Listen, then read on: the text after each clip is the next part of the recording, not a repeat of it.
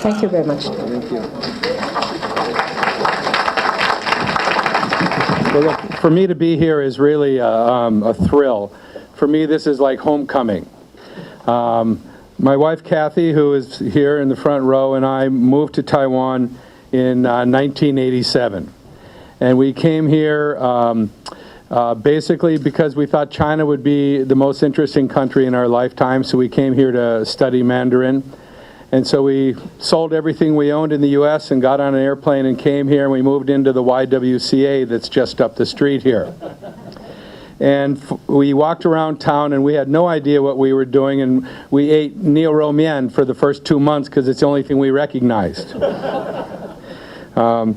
And we just, as we walked around, it was last night, we came in yesterday from Beijing with our son and daughter, Sally and Grady. Sally was born here in Zhongshan Yiyuan in 1989, and she has not been back since she was 1 year old. She moved to Beijing when she was 1 year old, and so we brought her back to see where she was from. Grady was here studying last year, so he's our guide showing us around because we don't know the place that well anymore. And I just want to point out that there's a few people in the audience I have to talk about. Charles and Angela Huang, who were my earliest friends in Taiwan and helped me so much over the years. Don Shapiro. Don here is, when I first came, Don was an icon of the American community and still is. And it's so nice to see you, and you were very helpful when I started out here as a journalist. And then Antonio Jiang, who taught me so much about politics in Taiwan and journalism, and it's so nice to see you. So let me just talk about a little bit about my time in Taiwan. I'm kind of a dinosaur in Taiwan because I moved to Beijing in 1990, and I've been back a couple times, but my view is still back in the old days when I was a reporter. I remember Li Denghui had a press conference, and I got up and asked him a question in very bad Chinese. And I wanted to ask him about generational change, and I talked about Beizi, and it sounded like I was saying, do you have new blankets? And my Chinese teacher was very embarrassed, but the cab drivers in Taipei knew me for a couple of weeks. But it was really a very different time. We had, the stock market went up 1,800%. I remember going to a brokerage, and all the Tai-Tais in those days would go to the morning and they would trade stocks, in the afternoon they would trade real estate. And I wrote an article for the Wall Street Journal saying the Taiwan stock market was a bubble. It had gone up 1,800%. So I went into this trading room, and the owner introduced me, and they said, "Oh, you wrote that this is a bubble. You must understand Chinese stock markets are different. They don't go down." And then, of course, Guo Wanrong put on a trading tax, and the stock market crashed for many years. I was here when Zhu Gaozheng said he was going to bring an earthquake to the legislature, and he did, with the first 13, I think it was 13 Minjingdong legislators. I also covered the 13th Party Congress for the KMT up in Yamingshan. The parking lot was full of ambulances, and I think that was... that's when you guys were talking about it being some kind of a Lao Tse festival or something like that. But I just remember, in those days also Taiwan was booming. Li Guoding and E-Tree was leading the chip industry around the world. Morris Chang, TSMC had just started, Stan Scher at Acer, Mytek, all these great companies were being built, and this Taiwan was really on the boil. But we also were able to experience the democracy movement and the beginning of change. When Lin Yixiong came back to Taiwan for the first time, my wife Kathy and I went down to Yilan with him to a political rally in 1989, and the emotion in that room was just incredible. And then the next day we went to the grave of his mother and daughters with him, and that was one of the more moving moments of my life. When I left here in 1990, you could not talk about Ba. I mean, that's the incredible change we've had in Taiwan, along with everything else. So I have nothing but fond memories of Taiwan, and a real soft spot in my heart for Taiwan. But you didn't come here to listen to me reminisce about Taiwan. You came here to have me talk about China. I've lived in China since 1990.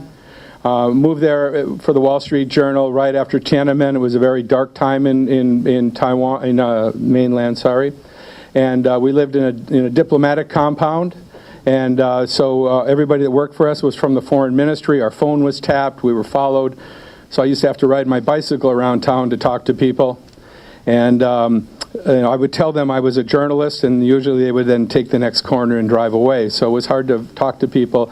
But again, my daughter Sally helped me, because she was 1 year old and she had blonde Shirley Temple, curly hair, and Chinese people love children, and people from Minnesota always fish with live bait. So I would take Sally. I take Sally and put her on the department store counter, and people would gather around her, and then I could talk to them and interview him. So thank you for that, Sally.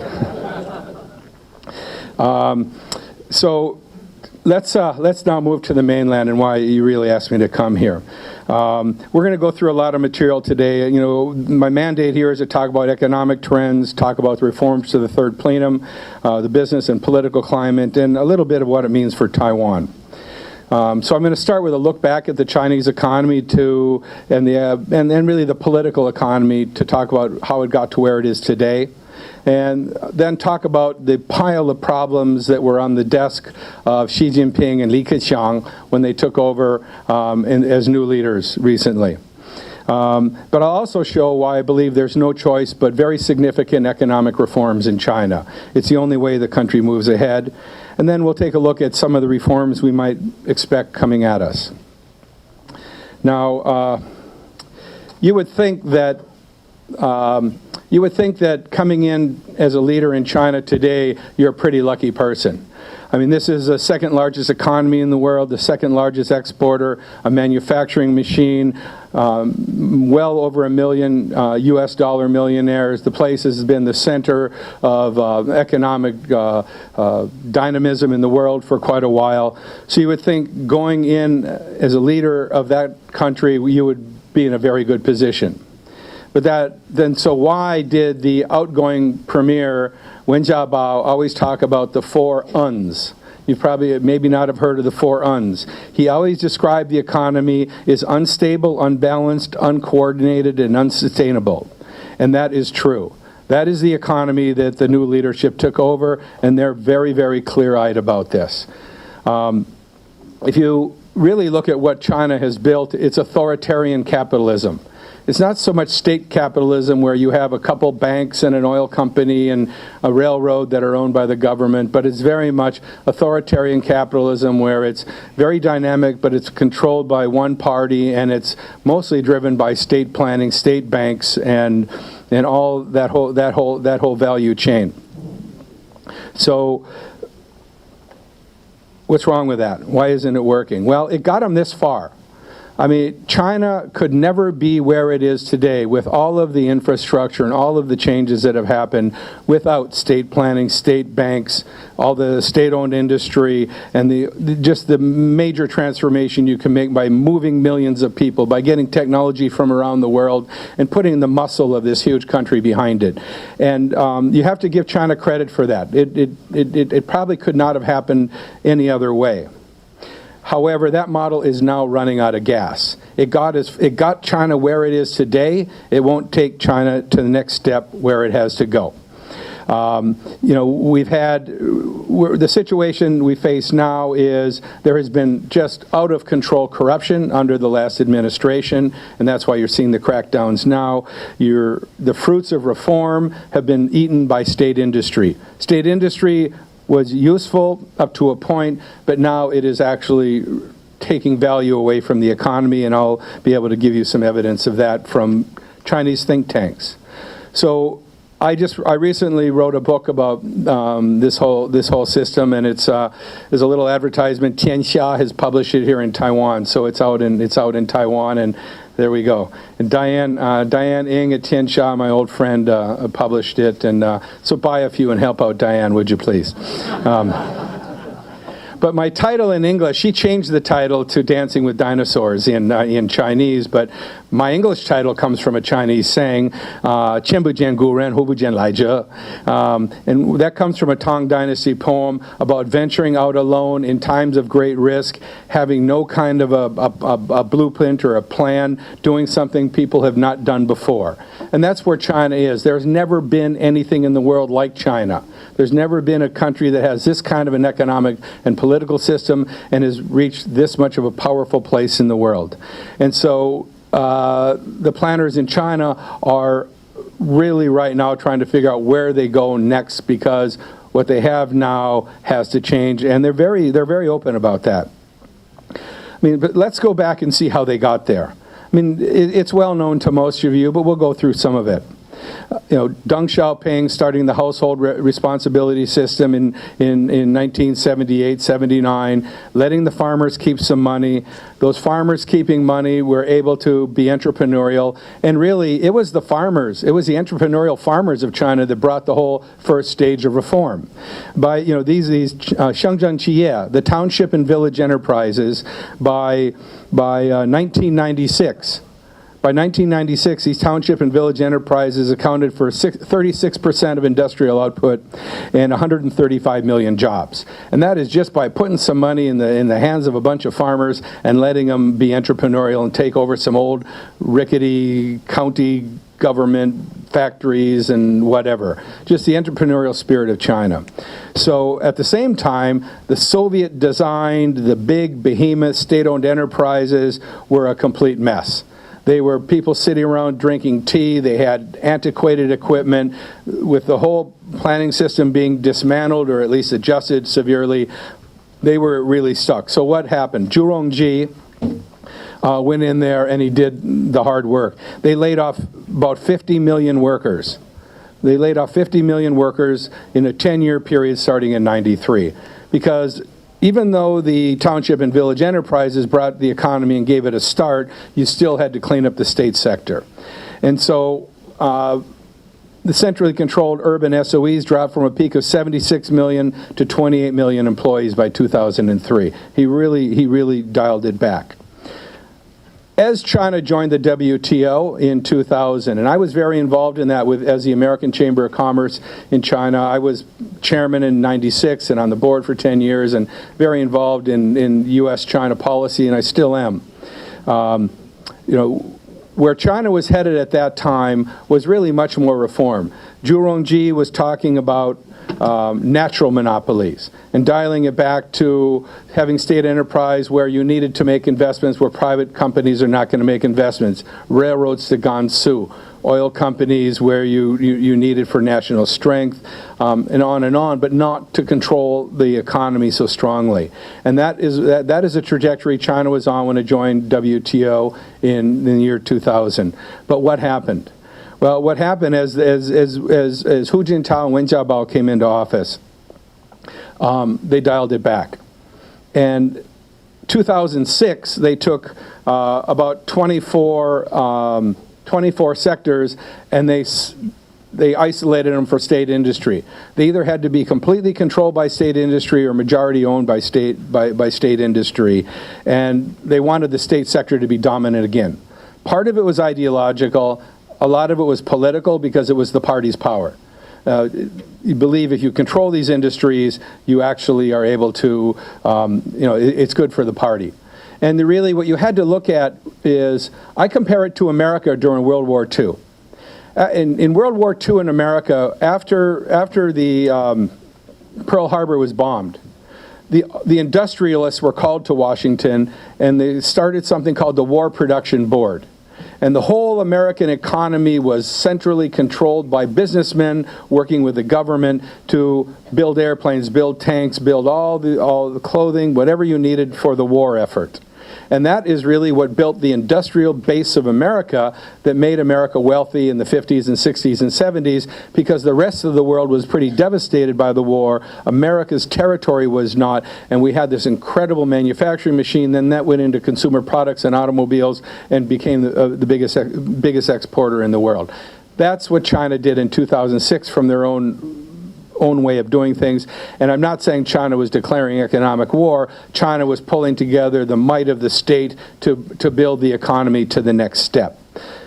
Also, they saw what was going on in Russia, where the oligarchs were grabbing the state assets and bringing them to private individuals.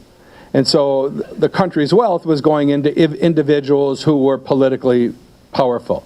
And that started happening out in the provinces in China, and the party wanted to stop that. So there was also a positive reason for pulling together state-owned enterprise, because it was aimed at stopping a lot of thugs out in the countryside from grabbing the assets that supposedly belonged to the people of China.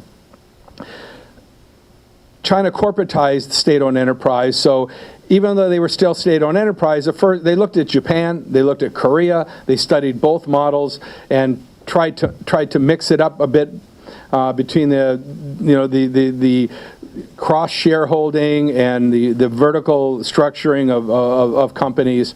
So you ended up with, at first, you had state-owned enterprise that had shareholding by other state-owned enterprise, which did not really work. That did not make them more efficient. You just had a bunch of state guys that could eat lunch together and dinner together and share favors.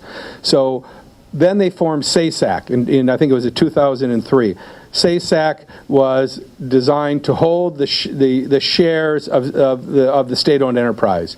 And this was to be the government's shareholder, to make it efficient, to be able to make these SOEs do what the government needed them to do and to be more efficient as a business. The problem was SASAC never had any power. It really it became a secretariat, because the big central state-owned enterprises are run by people who have ministry rank. And so they outrank the people at SASAC, and the party actually would be appointing the leaders of these SOEs. So that didn't work very well. And so you ended up basically with a system in which almost and let me clarify. When we started research on this book, and I had 3 really great young researchers, we said, let's figure out how many state-owned enterprises there are. And nobody could figure it out. If you'd look at like academics in Taiwan or America or China, they all had different numbers because they all used different definitions. So the widest definition we could find was about 115,000 state-owned enterprise. But most of them are pretty good companies. Those are not the people I'm talking about. Because back in the day, if you were an entrepreneur in China and you got too big, you were politically at risk. So you would 戴红帽子, you'd put on a red hat, you would park yourself under some part of the government, and you would be a state-owned enterprise, even though you're operating like a very private company.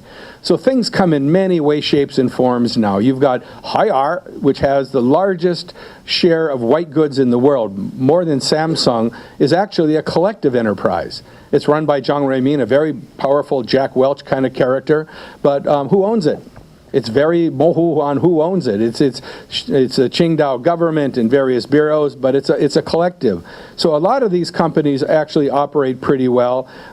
What I'm talking about when I'm critical of state-owned enterprise, it's the big central SOEs. There's now 113 of them, and they're under central SASAC in Beijing. And these are the ones often that are on the Fortune 500. These are China Mobile, Sinopec, and all of these big monopolies that have, on paper, incredible profits. But if you actually dig into them, they're not very healthy. They've got big cash balances. They have either controlled competition or no competition, but they also have been living very, very, very well. At the same time that Wen Jiabao and Hu Jintao went back and consolidated the state-owned enterprise in 2006, they came out with a policy called indigenous innovation. The indigenous innovation policies were aimed at making China a technology leader, because China always felt that it was playing catch-up on technology. And so when it allowed foreign technology companies in China, the bargain was you get market share in exchange for technology. But the foreign companies did not want to share technology because there was so much piracy of technology.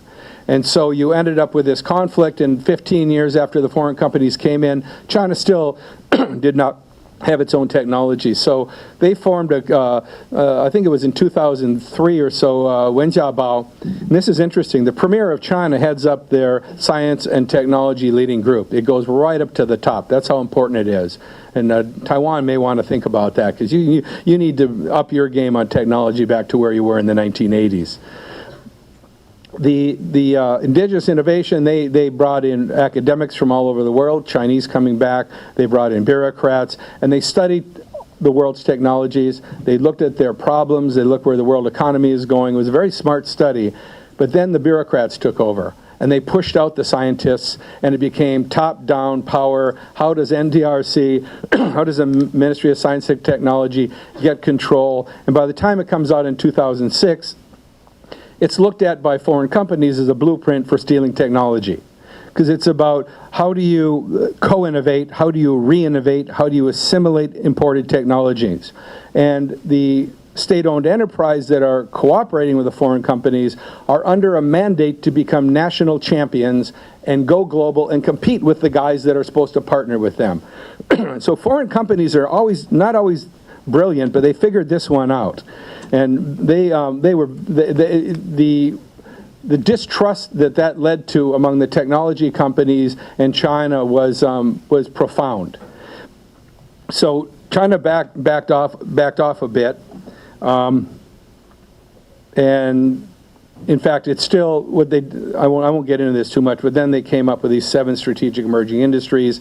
But generally, technology in China is still the government's mandate is foreign technology, grab it, use it, call it your own, tweak it a little bit, handle the patents, because China looks like at it like the unequal treaties after the Opium Wars, that China's building all these handsets, but they have to pay Qualcomm money, or they've got to pay other patent holders money, and they look at, we're doing all the work, why are we paying you? So China's now, once China gets the patents, they will well understand why you should be paid, and they'll want to be paid, and they'll raise the price. But when China doesn't own it, it's a little bit unfair. So as this was going on, and state industry was getting more and more powerful, Wen Jiabao was talking reform all the time. And friends of mine, I think, I give him a chance. I think he really was a reformer who couldn't do anything. Friends of mine say they think he was an actor who was just pretending. I have no idea, but I give him more credit than most of my Chinese friends. But if you look at what was going on behind the scenes in the government in those days, I mean, in 2005, they came out with something called the 36 Clauses, which was immediately smashed down by the bureaucracy in the party. But the reforms you're seeing now in the third-party plenum, a lot of those reforms are things that Wen Jiabao put up in 2005, and they were pushed down. And so don't think what's going on now that there isn't huge pent-up frustration within the Chinese government for reform, and wanting to move ahead, and not wanting state-owned enterprise and all their bieshu and all their fancy cars and golf course memberships, and just wasting, really a lot of it is wasting the people's money. So why am I optimistic about reform? Because the numbers. China knows its numbers. I'm from America. Our government in Washington is sometimes diluted by numbers. We have all this stuff going on that you don't know, that's you can deficit spend and then life will be good, or something like that. China knows its numbers at the top. They are very, very focused on it. And if you look at the numbers, China has no choice but economic and financial reform. It can't move ahead. If you don't move ahead with financial and economic reform, you're not going to have a happy Chinese citizenry, because they are used to moving ahead, and that is the credibility of the government. I mean, if you're a government that picks yourself, you better deliver. And that's where the government is sitting right now. So let's look at some of the statistics of reform. If you look at, this is from Chinese government documents and studies. Private enterprise accounts for 90% of new jobs, 65% of patented inventions, 80% of technology innovation. But what happened during who and when and the emphasis on state industry, it got really distorted. It was all the economy was, major economy was driven by credit and was by fixed asset investment. by every government building. There's more Taj Mahal government buildings in China than you'd ever want to see. There's roads to nowhere. There's train tracks to nowhere. It was, spend government money, build a project, a monument to yourself, and if you get a little kickback along the way, well, that might be okay. And that's really what happened. And money was just pouring out in the global financial crisis, and that stimulus money is really, really what fueled it. So when Xi Jinping and Li Keqiang take office, fixed asset investment is 48% of GDP. That is government money going out building stuff. And that is 10 points higher than the peak in Japan and South Korea. Most developed countries average about 20% or less. Consumption. Consumption when they took office is 35% of GDP. United States is 71, Brazil is 63, India is 54. India is 54, China is 35. Part of that is distorted because so much is going into fixed asset investment, but they have to build a consumer economy. And just to verify why I believe this so strongly, there's this movement in China of you hear about young people in the 80后 generation. I believe there's another 80后generation. That is the people that turn 80 years old and older, and they're not scared to say what they think. And there's all these old codgers who, Wu Jinglian, Mao Youshi, even the former editor of the People's Daily, Mao's former secretary, they all speak up when they get to be 80 because they figure nobody's going to mess with them. Well, Mao Youshi, who is this wonderful old economist, he has an institute called the Unirule Institute. And they came out with a study in 2011, and they studied the big central SOEs and their subsidies. And they showed that if you take, even these are monopolies that have pricing power, huge reserves. And he said if you take away their subsidies, whether it's cheap financing, free land, policy help, whatever, they actually have a negative 6.5% return on equity. And of course that study was not very popular among the government, but it was very popular by the media and by the economists. But that really laid out what this government faces. Maybe they didn't want a lot of publicity for that study, but they know those numbers are true. Also, as they come in, China has just gone through a combination of the robber baron era and the Gilded Age of America, where it was just so much money, so fast, people can make so much money. And part of it was the global financial crisis, and I'll get into that in a minute. But corruption, I was very shocked by corruption in China on how it changed, because corruption is a lubricant. And in the early days, in the 90s and 2000s, earlier 2000s, corruption was kind of don't ask, don't tell.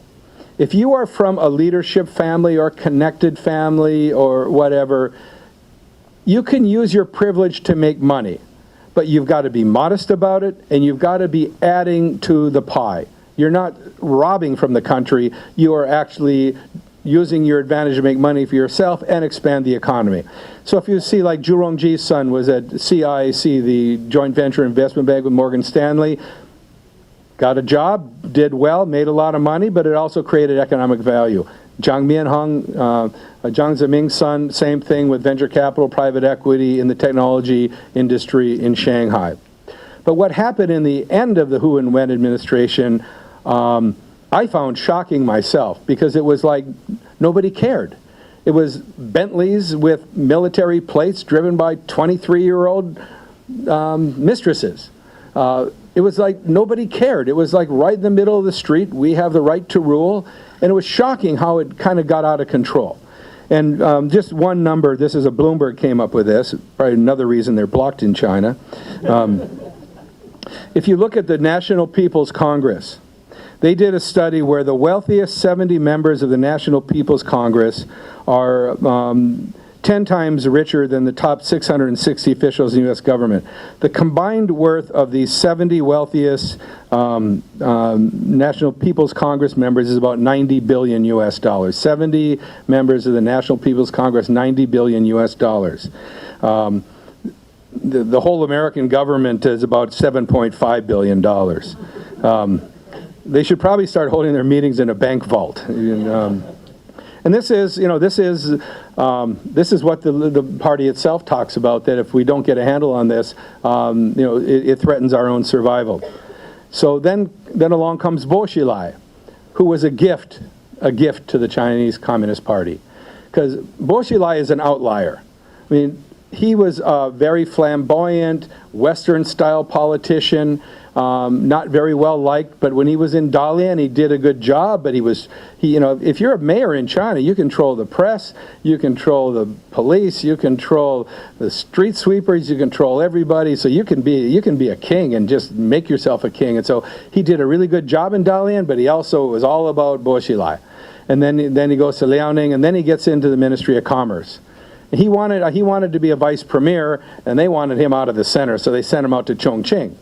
And he said, well, I'll teach you a lesson. I'm going to do something in Chongqing. And he started these red songs and, hit the black and sweep the red, or sweep the black and hit the red, whatever, going after the gangsters in Chongqing, and, cracking down on their corruption, and getting himself a lot of publicity. So then when it comes to picking the next Central Standing Committee, this is my pure speculation. I think that they were just waiting for him to give him enough rope to hang himself. Because, the Standing Committee, people have to look out for each other. And a guy like that just does not fit in the Chinese political system. You don't want a guy like that standing at your back and he's supposed to protect you, because you all have to kind of hang together. So they go looking at his kind of wacko police chief, this Wang Lijun, who is a very, very interesting guy. And they go after him and stumble across a murder of this British guy, and then it becomes a huge scandal because he runs to the American consulate in Chengdu. So that blows open, and reporters start covering the wealth of his family. And so, as they dig it up, Bull, who's doing red songs, and we must get back to the people. His older brother, under a fake name, has 18 million in stock options in a Hong Kong subsidiary of the Beijing government. His sister-in-law, on the board of 20 companies, owner of about 114 million US in shares, a printing company that did the Olympic tickets and has a monopoly with the banks. So it was very good for the party, because they were able to go after Bo, and in doing so teach a lesson to others: don't mess with us, and really kind of shake it up. He was in some ways quite a gift. But you also see the aftermath, because he was beloved in Chongqing, because he used central government money, buckets of it, to clean up Chongqing. And as he actually, paid attention to the poor people, did some, worker housing and things like that. But he also put $1 billion into ginkgo trees that don't grow in Chongqing and things like that. But when he fell, the party's worried, because people in Chongqing like this guy. So they had to go in there and figure out what to do. So when Zhang Dejiang was sent down there to temporarily replace him, what's one of the first things he did? He brought in state-owned enterprise, announced $50 billion US worth of contracts in Chongqing for a win-win cooperation. So this is equal to about $12,000 per Chongqing resident. So it shows also how you can use state-owned enterprise for political stability. And that's an example of how it's not going to be easy to knock off some of these very powerful big SOEs, because the party can use them in this way when it needs it for political stability.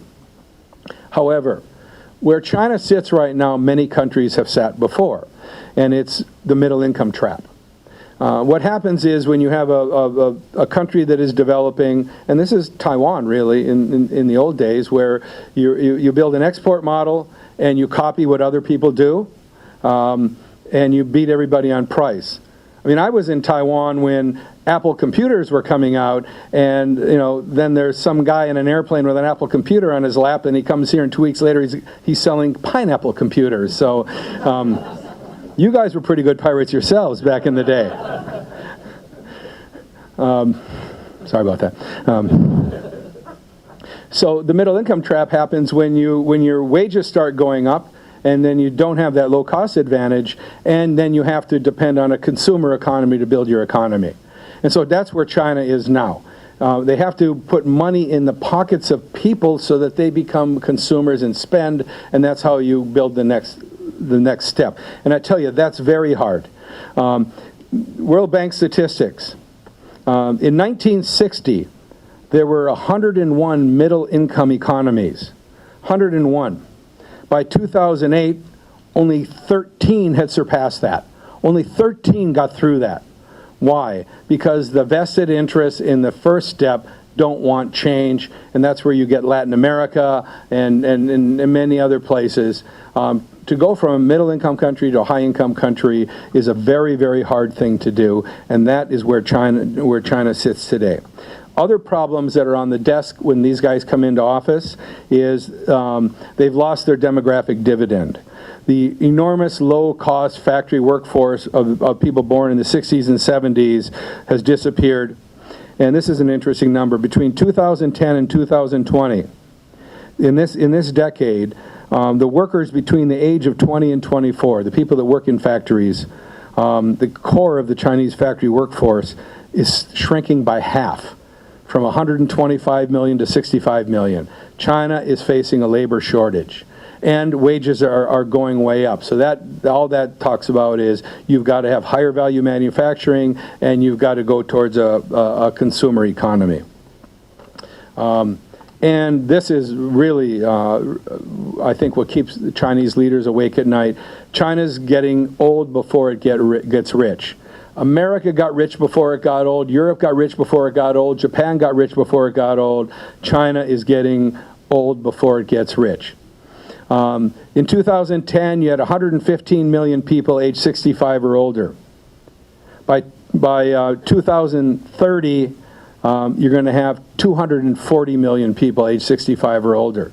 You're going from, I think, about 3 people for every retiree to 1 person working for 2 or 3 retirees in upcoming decades. And you remember during the global financial crisis, everybody was worried about the migrant workers and the factories in Guangdong and Fujian closing down, and that people were going to be a big source of unrest. They, in fact, are not China's problem for unrest, because they were able to take these people and move them closer to their home, where they can build bullet trains and the infrastructure that they needed to build inside of China, because the factories have to move inland to cheaper places. Most of the unrest is these people went home and they had to argue with their spouses because they hadn't lived together in years. Students are the scary part of China. China went from, this is a startling number. China, from 2000 to 2010, from 2000 to 2010, China increased its university population from 6 million students to 30 million students. From 6 million to 30 million in 10 years. Graduates increased from 2 million to 6.5 million that time. That is the most worrisome population in China, because now a college graduate in China, their average wage is the same as a migrant worker, and it's hard to get jobs. And you can imagine, if you go from 6 million to 30 million students in a 10-year period, a lot of these universities, the quality is not Beida or Tsinghua, but these students have paid for school, having gone to school, expect white-collar jobs.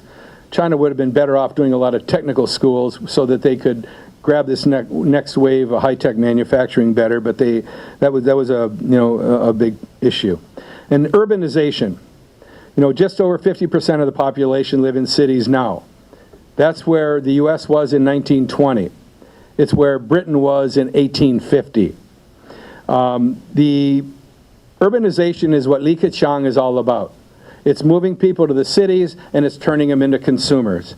And the idea is, if you can take 13 to 15 million people a year, the rural residents move to the city. That's the average. If you can take 10 million of these people a year and you can get them urban hukou, urban housing registration, where they then have access to services and that they can become consumers, you can drive 6% growth in China for 20 years. It's a great social justice story. The most downtrodden people of China is what China has to depend on for the next couple decades of growth. And that's going to be a very, very interesting transformation. Because right now you've got about 160 million migrant workers working in cities far from home, probably another 80 million working in cities closer to home. But this is a different generation. These aren't the farmers who worked for many years in the fields and got themselves into the cities. These are young people. Many of them leave home at the average age of 17. 90% of them have never set foot in the fields. So a quarter of urban residents in China today do not have housing registrations. They're almost like illegal aliens in some ways, in that they're in the cities, everybody depends on them for their work, but they don't have social services. China has to turn that around over the next decade or two, and it's going to be, step by step, because we have 20 million people in Beijing. 12 million of them are legally registered. You imagine if they just said, okay, you can all go to school and go to the hospital and bring your kids. That would not work, and people would not be happy. So the idea is on urbanization is, for those of you who are policy wonks, I would urge you to read China 2030. It's a report done by the World Bank in 2011, 12, I think it came out in 11. This is a report that the Development Research Center of the State Council, the State Council's think tank, put together with the World Bank. But they actually wanted to do it, but in order to get around their own political system, they went to Zellick, who was head of the World Bank, and said, would you go to our leaders and request a report to work with us? So Zellick went in and said, why don't we do a report? And the leadership said, great. And then the World Bank and the DRC did this. But the World Bank has been very, very helpful in China. Deng Xiaoping used the World Bank for the first reforms. Zhu Rongji used the World Bank for financial reforms. If you read this report, of course it's very carefully worded. I don't know if you even see the party in there. But it basically says everything has to change. It lays out chapter and verse of what has to change in the economy and in the way the system works. And really, if you see what came out of the third plenum a couple weeks ago, it's almost an outline for a lot of the stuff that came out of that World Bank report. So let's look at today. Let's get back to the global financial crisis, because that was a real key time. I mean, China never liked the Western political system. It never liked the Western social system, didn't think they were adaptable for China, but they loved Wall Street. I mean, the Chinese leadership loved Wall Street. And then Wall Street turned out to be a mess in 2008. And the corruption and the derivatives, and everybody knew there was something wrong, but no one wanted to say anything because they all wanted to make the last dollar till the economy collapsed.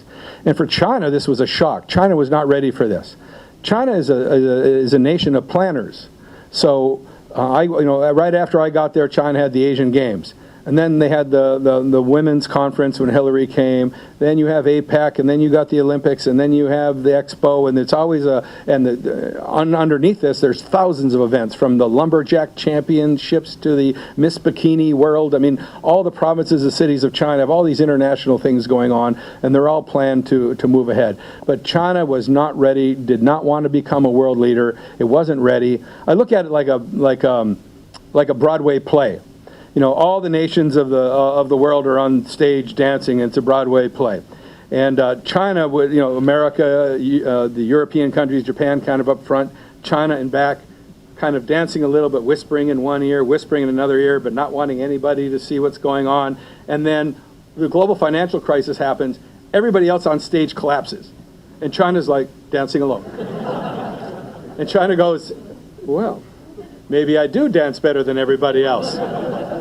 And so we started getting all these very strong statements that the superiority of the Chinese system, and it's our turn, you listen to us. And a lot of that is very fair. Because I've seen these congressmen come from my country and other places for years, go to China and meet with the leaders and go, you should do this, you should do that, you should do this. And these Chinese leaders who are quite educated and capable people, because China was not strong, would just have to listen. And so when Wall Street collapsed, it was time to pile on. And we saw this with Wang Qishan and some of the stuff he was saying, and you could understand it. But there also really was a feeling, and still is a feeling, of the superiority of the Chinese system. That democracy, that emphasis on markets, complete markets, is just too messy. It's not orderly enough. It's not organized enough. And I mean, look at America, right? We don't plan anything anymore because the Cold War killed planning. If you plan, you're a communist. And so planning just died in America. But, how did America build its industrial policy? Planning. World War II, War Production Board. Everybody coming together saying, what do we need? How do we do it? And that's so there. I mean, it's not without wisdom some of the ideas they have for planning. And how did Taiwan get where it was with planning? With E-Tree and all the other things that happen here, much less land reform and all the factories that came up and exports, and et cetera. So, the 18th Party Congress. What's been happening politically? I mean, the way I look at it is Hu Jintao and Wen Jiabao, I really don't think they were not reformers. I think they were reformers who had no power.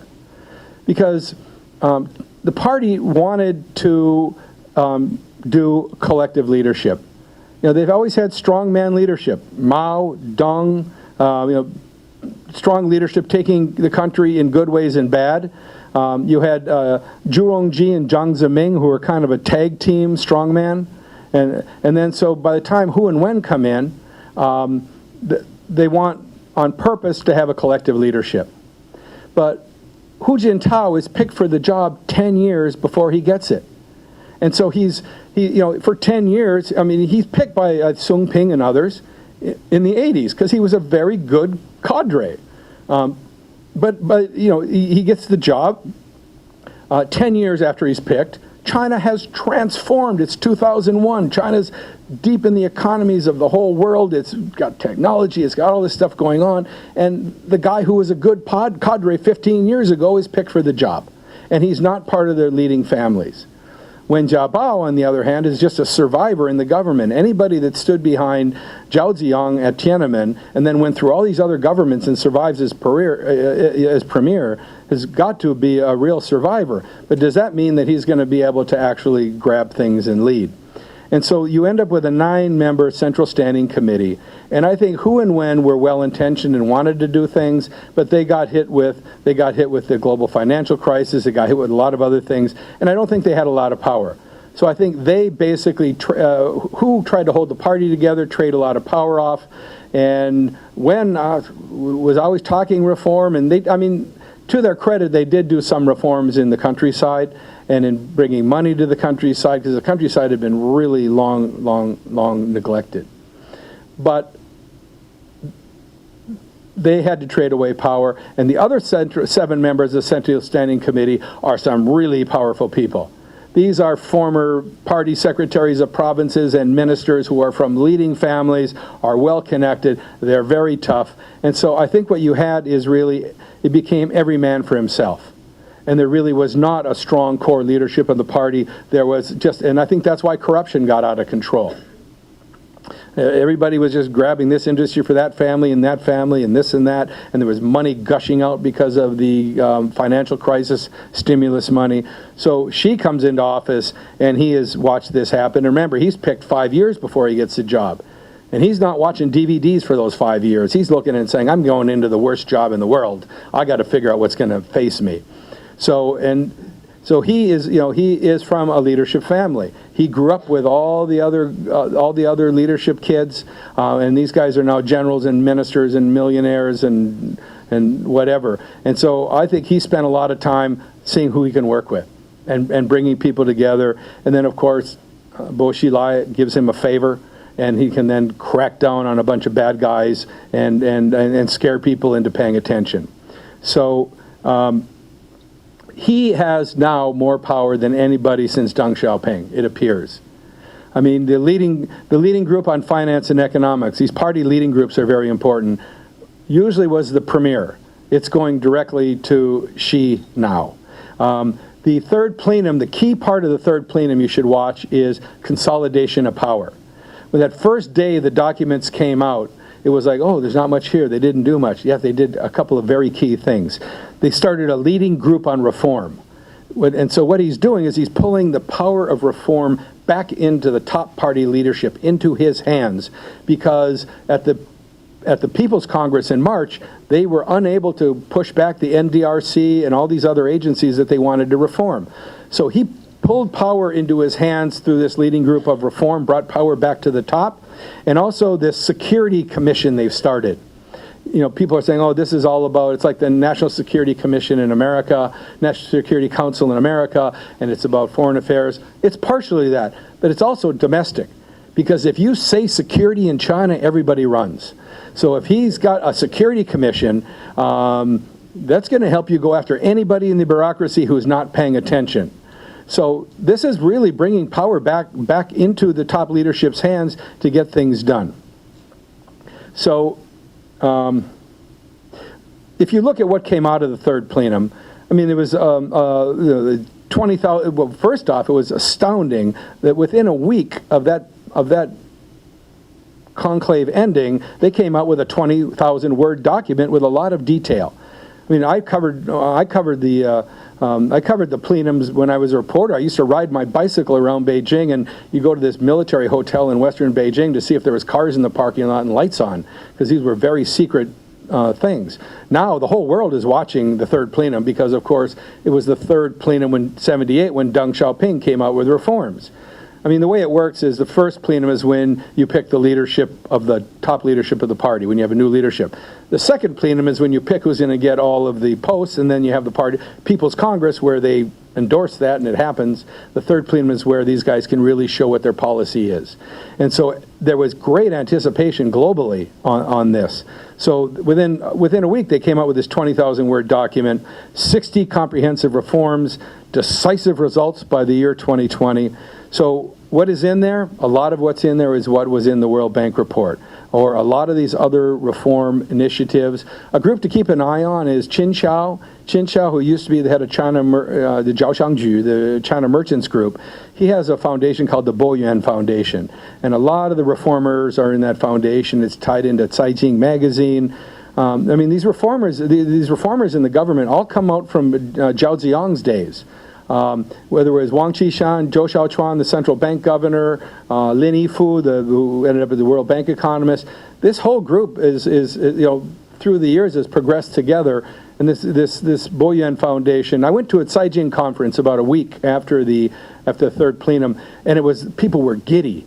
It was like, the chief economist for the Bank of China getting up, talking about these are the reforms going to happen. Wu Jinglian, who is this old economist reformer who Deng depended on and Jiang Zemin depended on, but who had been kind of hammered in the late Hu and Wen days, he's up there talking about all the reforms, and they're all talking like this is finally happening. It is going to happen. They were all very confident. It was almost like a festival of that. They're so excited that reforms are going to happen. So it's kind of infectious to see the confidence these people have.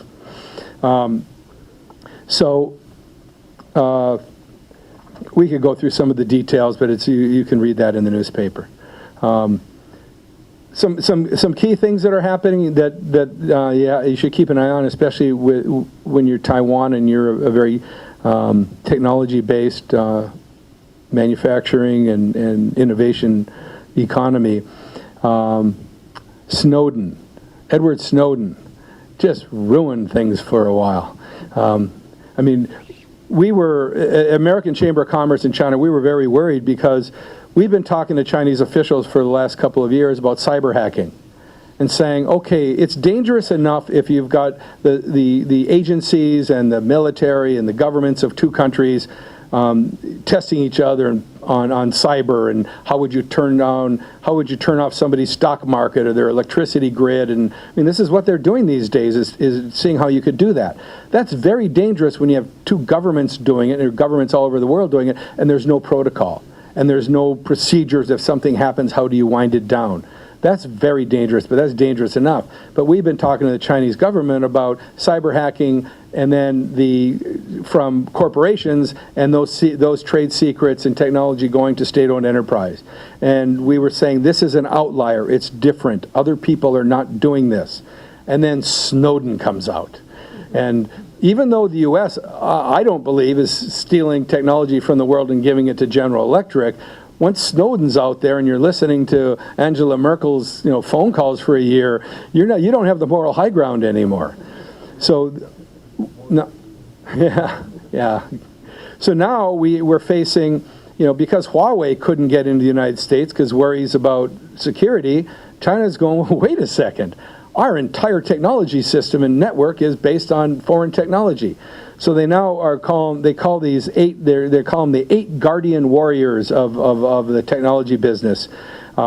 Cisco, IBM, Google, Qualcomm, Intel, Apple, Oracle, Microsoft. And the government is not saying this, but the media is saying this, and the companies are seeing it. The de-Americanization or the de-Westernization or the de-foreignization of the Chinese technology system.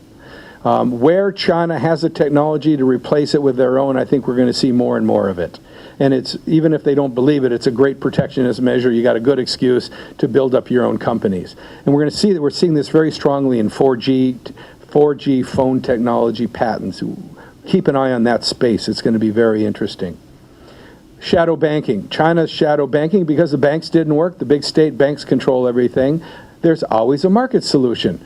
It's almost like the old days in Taiwan when the Tai-Tais in the neighborhood all exchanged money and they had the loan clubs every month or so, and then so many businesses got started this way. This is like an industrial scale Tai-Tai banking system. So these trust products, these junk bonds and trusted lending, wealth management products, and now Alibaba and all the online companies are starting P2P lending, and the government's letting this happen because they know. Because they can't get their own system to reform, they're letting the foment from the outside reform it and keep an eye on it. And some of the studies that have been done on the shadow banking say the credit is actually more solid than some of the banks. But it's 40. The S&P at the end of 2012 said that the total shadow banking was 44% of GDP. So if it's outside and it's not regulated and it's 44% of GDP, that's I think the leadership looks at this as an accident waiting to happen. So where will the reforms come and how will they come? The places with the least resistance will come first. One-child policy. The one-child policy, the demographics I just explained to you of the shrinking workforce, demographers have been telling the Chinese government for 20 years, get rid of the one-child policy, it is killing us. But the State Family Planning Commission is very powerful. Because when you have an extra baby and they can charge you 80,000 RMB for having that baby, I mean, think of that in the number of babies in China that are illegal. They made a lot of money, so breaking them up was very hard. But at the National People's Congress this year, they were able to split the Family Planning Commission into two. I think the statistics, demography part goes in the NDRC, and the other part went in the Ministry of Health. That's just the beginning of dismantling the whole thing. And China's not very modern. I mean, people will not go out and have 20 kids, except for movie directors. They like to have a lot of kids. They're going to have 1 or 2 because that's what happens in developed countries where people are working and they have money.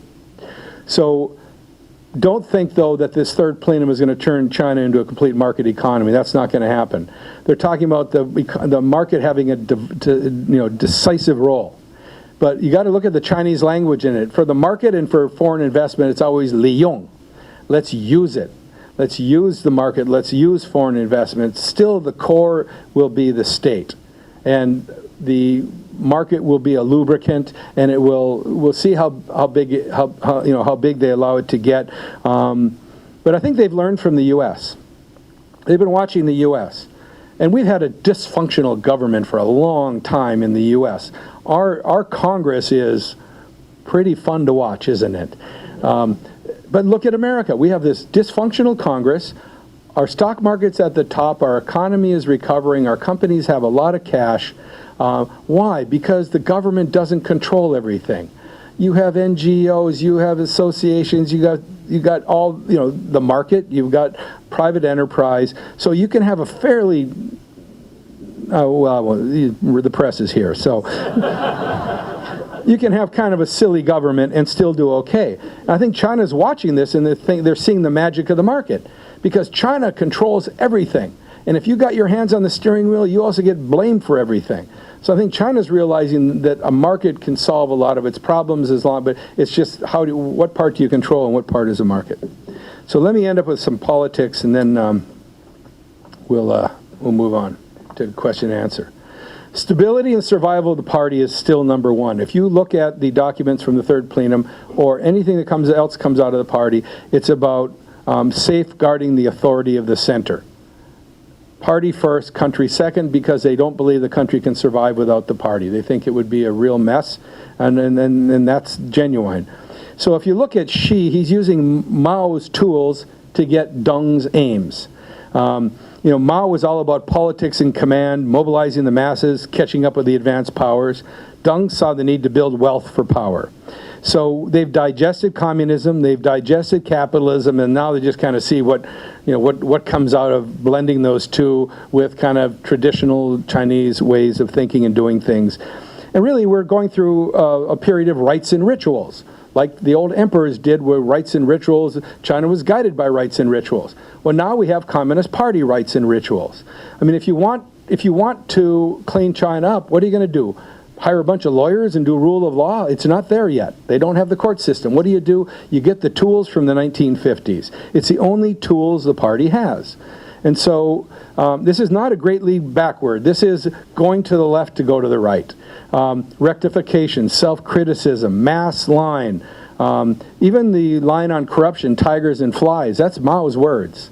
I mean, and the people in the party are going, oh boy, that's where we are now. They recognize it right away, and it's basically to say, who's the boss? Remember who the boss is. I don't care if you're a blogger, I don't care if you're the former chief of security, I don't care if you're, this person, the party, we can get you, behave, because tightening and loosening, we are tightening like hell now because they know they've got to loosen to get ahead. And it's just reminding everybody, who's your daddy, who's the boss. At the same time, it's showing Lao Baixing, we are on your side. Because in recent years, with all the corruption and all the vast wealth built, people were thinking this is a country for the rich people, not for the rest of us. So the party is really trying to show we're on your side. And so, as I was saying to some people earlier, Chinese people are transforming from being subjects to citizens. If you're brought up in China, you're brought up to be a subject. The party is your mother and father. You would never be where you are without the party. But then they grow up and they go on the internet. And they see, plus they're comfortable economically. They go on the internet and they know what's going on.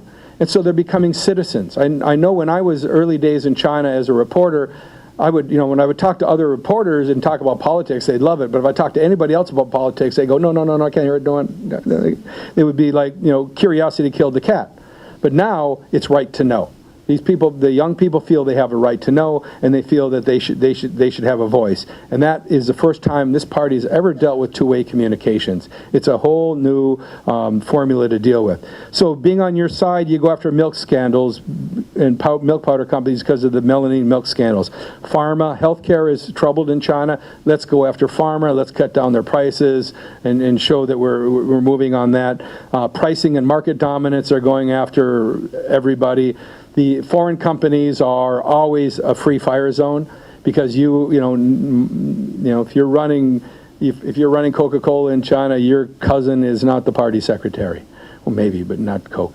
But so they can go after you. And on Consumer Day on March 15th, they call in their crisis communications teams to watch CCTV evening show because it's Consumer Day, and they basically go after a whole series of foreign companies for alleged consumer product bad things. So you sit there, and if they get everybody else but you go, oh, what a great day, let's go out to dinner. But that is to show they're on your side. Extravagance, friends of mine who are wine importers, their business is right down. Nobody's living large, or they're not living large in public. The Asia Society, I'm an advisor to them. We recently had a conference at a polo club in Tianjin. They don't play polo, but they got a polo club, and they got 220 horses. And there's a formula there somewhere. But it's a very, very fancy place. the Tianjin government would not come to the conference and speak to us because they did not want to be seen in a fancy place. We had to go over to the Tianjin government offices to meet with them because nobody wants to be seen. It's a terrible time for fancy watches. What was that guy's name? Brother Watch. He ended up in jail for about 20 years for all his watches. And I mean, probably the cell phone camera and the internet are probably the something nobody was planning on, but they certainly happened, didn't they? Let me just talk about the system and what they really do believe. One of the things about Xi that's been interesting is he talks about you got to respect the system, not just the reform era. I mean, after the Cultural Revolution, the party just quit talking about that stuff, pretended it didn't happen, move ahead. One of the things Xi has been saying is we have to respect the system, and he doesn't dismiss everything that came before reform. And why does he do that?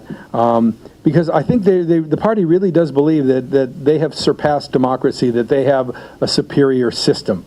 And not everybody, but I think there's a lot of people that do believe this. And so how does this work? I mean, they believe that they've surpassed democracy with democratic centralism, they call it, because the party can manage internal conflict. It can manage elite unity. It doesn't tolerate outliers like Bo Xilai through systematic screening, kind of the GE side of the party. The term limits, rotation of appointments, dividing power among competing groups. The mass line. The mass line, Mao's idea of the mass line was he looked at the central committee of the party as basically as a policy processing plant. I don't think he ever did it, but his philosophy was that this is a processing plant for policy. The party goes out and gets opinions from the people, and then they constantly adjust. And I mean, that's accomplished through democracy in other places. Constitution, you can't talk about it anymore. A couple of years ago, the Constitution and rule of law were highlighted pretty strongly. There's now, People's Daily says that the Constitution is kind of okay for the West, but not for China. It leads to the masses being exploited by business interests. So the Constitution right now is off the shelf. It's not allowed to be talked about. I guess one of my biggest worry about China is really nationalism and aggressive behavior, that this victimization that the world is out to get us and you need the party to protect you, and maybe that works politically to protect, but then you're gearing everybody else, all these young people up, that is really what's happening. The world's out to get you, and you get this whole victimization psychology going, and Deng's old order of Taoguang Yanghui, of keeping your head down, biding your time, hiding your brightness. What Kissinger used to call the patient accumulation of relative advantage. Get a little step and wait and look. Get a little step and wait and look. But China's been very, very aggressive, whether it's in the Spratlys or whether it's with Diaoyus, whether it's with this air zone. And China was very good at playing an empty hand. When China had nothing going, it could out-negotiate the United States on rapprochement. In business terms, it was able to out-negotiate so many business people. But now that China has a strong hand, they're not used to having a strong hand and appear to be overplaying it. And so I think that's basically my biggest worry. So what does this mean for Taiwan? This isn't deep analysis. This is just off the top of my head. Take it for what it's worth. I watched Taiwan in the days where Taiwan saw the chip industry happening and got out ahead of it.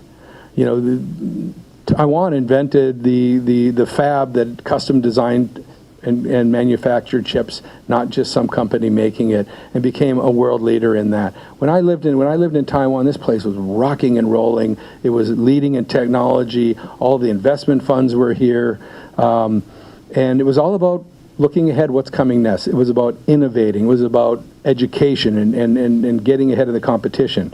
So if I had my 2 cents, from what I'm told when I meet with people in Washington from the Economic Council and others, 3D printing is going to be as important as the internet. It's going to be just as disruptive as the internet is going to change manufacturing. It's going to change economies. Why shouldn't Taiwan get out ahead of that?